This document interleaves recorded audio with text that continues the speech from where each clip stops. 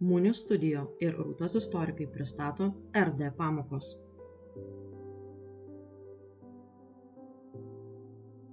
Šiandien mūsų pamokos tema yra Vienos kongresas 1814–1815 metai.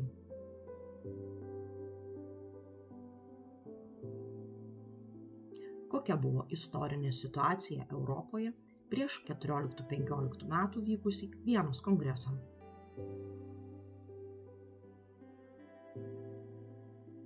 Didžioji Prancūzijos revoliucija sukrėtė Europą, nuvertė monarchiją, paskleidė laisvės, lygybės, tautos suvereniteto idėjas.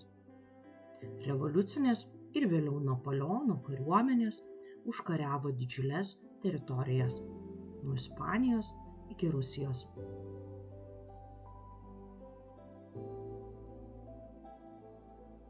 Europa nuolat kariavo. Nuo 1792 iki 1815 vyko Napoleono karai, o beveik visos Europos valstybės sudarinėjo įvairias koalicijas. 1812 Napoleono žygis į Rusiją baigėsi katastrofa. Napoleonas pralaimi ir Leipcigo mūšį 1813. 14 Napoleonas ištremtas į Elbos salą, tačiau 15 grįžo vadinamajam 100 dienų laikotarpiu. Tais pačiais metais jis pralaimi Vaterlo mūšį ir ištremiamas į Šventos Elenos salą.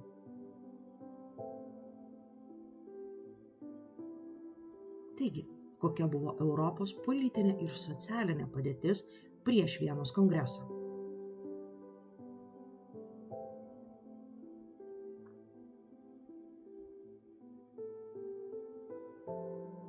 Pirma, valstybės buvo nusilpusios po ilgų karų.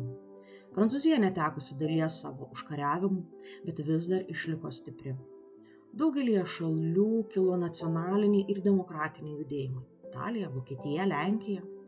Monarchai bijojo, kad revoliucinės idėjos ir vėl nesukeltų neramumų, todėl siekė grąžinti senąją monarchinę tvarką ir užtikrinti ilgalaikę taiką.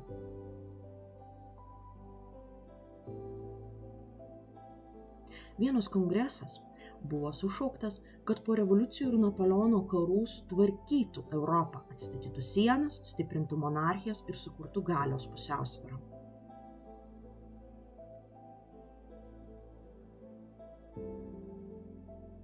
Taigi įvardinkite 1814–15 Vienos kongreso tikslus. Pirma buvo atkurti taiką ir senąją vadinamą monarchinę tvarką Europoje.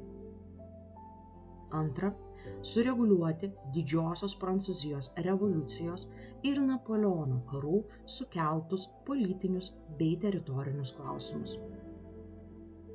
Trečia, sustabdyti galimą prancūzų revanšą.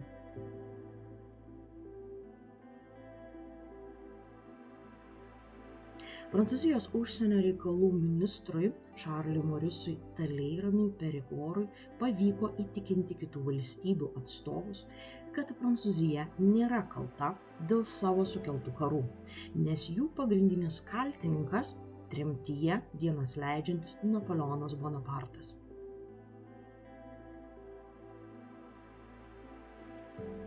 Taigi klausimas, kokios valstybės buvo pagrindinės kongreso dalyvės.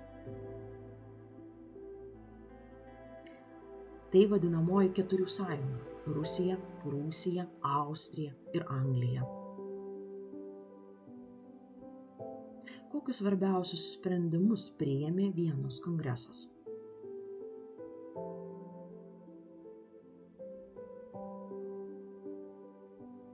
Pirma, iš Prancūzijos atimtos visos Napoleono užkariautos teritorijos.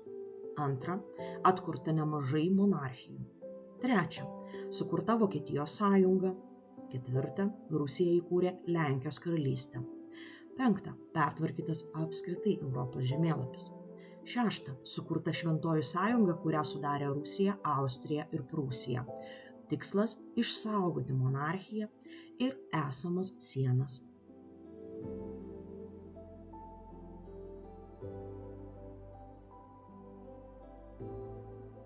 Įvardinkite kongreso padarinius.